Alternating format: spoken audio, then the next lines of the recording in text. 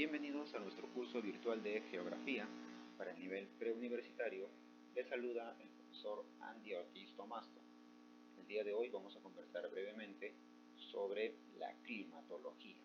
La climatología es una ciencia auxiliar de la geografía que estudia los elementos y factores del clima. Entonces tenemos que empezar a definir qué es el clima. Etimológicamente, clima proviene de un vocablo griego que significa inclinación. Y es que los griegos ya sabían que los diferentes climas que hay en el mundo depende del ángulo de inclinación que tienen los rayos solares al chocar con la Tierra. Los griegos ya lo sabían en esa época. Tú recién te estás enterando, pero los griegos ya lo sabían. Pero no basta con el significado etimológico. Hay que darle un concepto científico, geográfico, académico. Entonces, el clima lo podemos definir como el estado promedio de la atmósfera de un lugar en un tiempo no menor a 30 años. Entonces, cuando sale en la mañana el señor que dice, anunciando, el pronóstico del clima para el día de hoy es, está lloviendo y las calles están mojadas. Ese señor está completamente equivocado porque lo que él está analizando no es el clima. Es otra característica de la atmósfera, pero no es el clima. Porque el clima no cambia de hoy a mañana, a pasado mañana. No cambia. El clima es estable durante un periodo de tiempo. Y para que tú analices el clima de un lugar, como mínimo has tenido que estar observando el día y la noche por 30 años, como mínimo.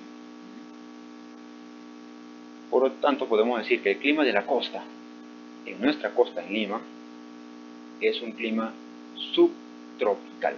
Así de simple. Además de que tiene humedad. Eso no va a cambiar. Por más que haya sol, por más que llueva, por más que haga frío, el clima de la costa es subtropical. El clima de la selva es tropical. Y eso no va a cambiar. Lo que cambia es el tiempo atmosférico, el tiempo meteorológico. El tiempo sí es el estado o condición de la atmósfera en un lugar, pero en un periodo muy corto. Puede ser horas o minutos. Por ejemplo, si te vas a Huánuco, vas a bajar del bus y te va a sorprender un sol radiante. Muy bien, te sacas la casaca, empiezas a ventilarte y a los 5 minutos empieza a llover torrencialmente, es decir, en abundancia. Y te has dado cuenta cómo en cuestión de minutos el tiempo meteorológico cambió, de estar soleado a estar lloviendo, pero el clima sigue siendo tropical ahí.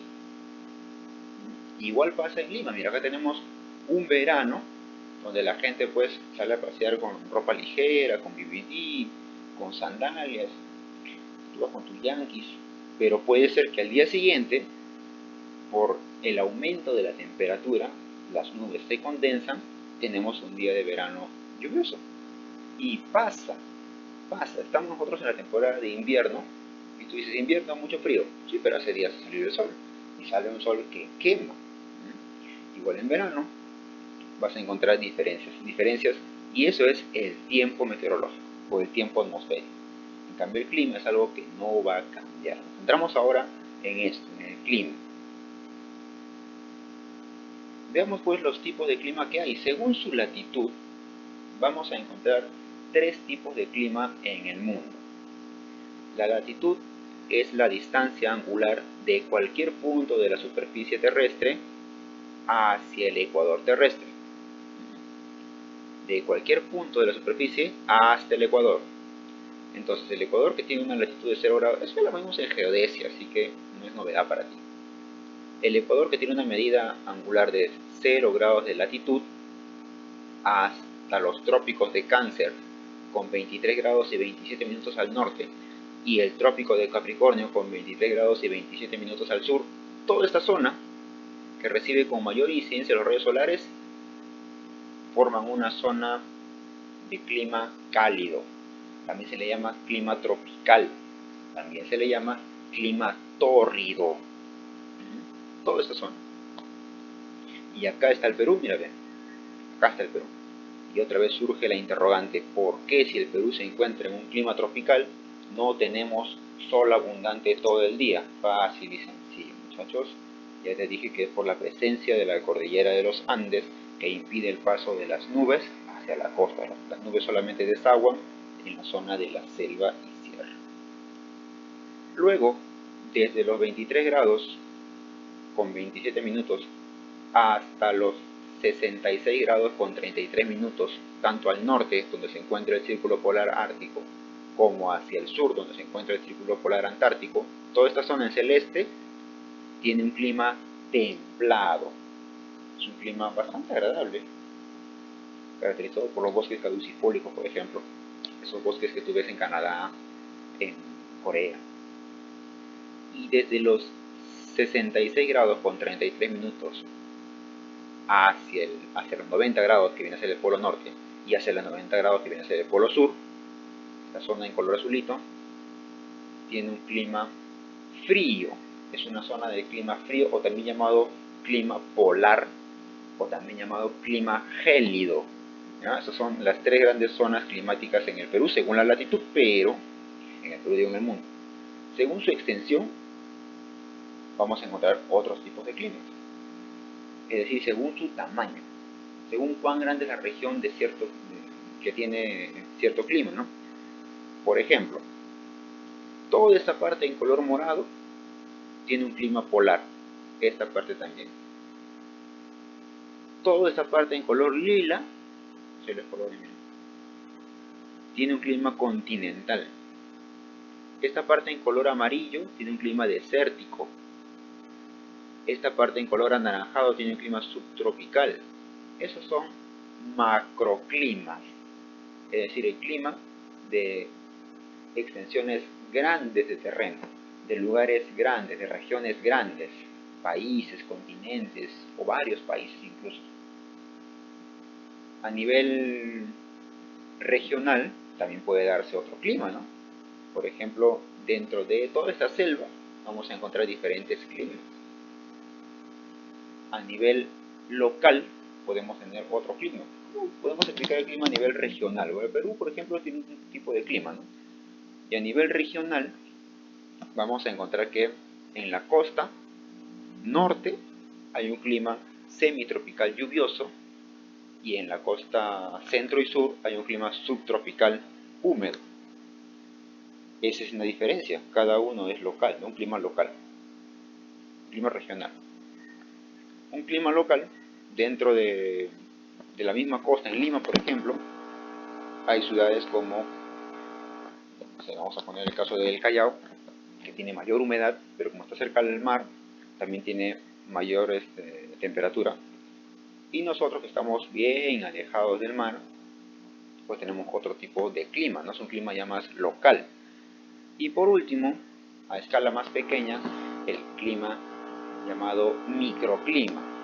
Un clima bastante pequeño, de un lugar bastante pequeño. Incluso Coyique tiene sus diferentes microclimas, porque en la entrada de Coyique, que está a menor altitud, hay cierto tipo de temperatura en el ambiente, y acá que estamos pues en la octava zona, donde en la mañana la niebla te acompaña, es bastante complicado ver, incluso hay otro tipo de clima.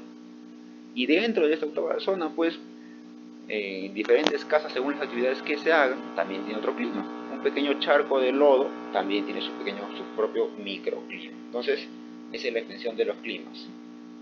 Macroclimas, muy grande, un clima regional, un poco más pequeño, clima local, más pequeño todavía, y el microclima. ¿Cuáles son los factores que determinan el clima? Pues vamos a encontrar dos tipos de factores: los factores cósmicos y los factores geográficos. Dentro de los factores cósmicos, eso quiere decir aquellos que no dependen de la Tierra, sino de agentes externos. Por ejemplo, la energía solar. Y es que, claro, hay parte de la energía solar que se distribuye de la siguiente manera.